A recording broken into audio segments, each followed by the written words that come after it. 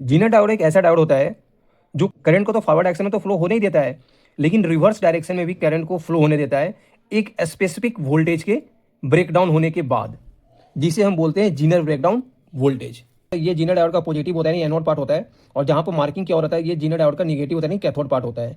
जब हम इस जीनर डायोड के पॉजिटिव पार्ट को पॉजिटिव से कनेक्ट करते हैं और निगेटिव को निगेटिव से कनेक्ट करते हैं, तो जीनर डायोड हमारा फॉरवर्ड बेस में कनेक्ट हो जाता है। इस समय जो जीनर डायोड जो होता है वो नॉर्मल डायोड की तरह बिहेव करता है, यानी जैसे ही हम वोल्टेज 0.7 वोल्ट से ज़्यादा देंगे तो डायोड क्या होगा कि अपने अंदर एक करंट को फ्लो होने देता है, यानी एज ए नॉर्मल डायोड की तरह ये वर्क करता है। यहाँ पर एक जीनर डायोड लिया है और इस जीनर डायोड के निगेटिव को हम बैटरी के पॉजिटिव से कनेक्ट कर दिया है, और जीनर डायोड के पॉजिटिव को हम बैटरी के निगेटिव से कनेक्ट कर दिया है। और इस जीनर डायोड का जो ब्रेकडाउन वोल्टेज है वो मान लो कि 5.1 वोल्ट है।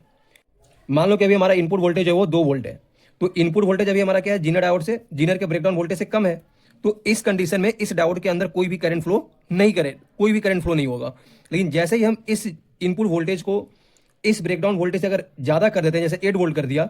तो ये अब क्या होगा कि अभी इस कंडीशन में जो जीनर होगा ये अपने अंदर करंट को फ्लो होने देता है, और इस जीनर के अक्रॉस जो वोल्टेज जो बनेगा वो 5.1 वोल्ट हमें मिलेगा, यानी एक हमें फिक्स स्टेबल आउटपुट वोल्टेज हमें प्रोवाइड करेगा।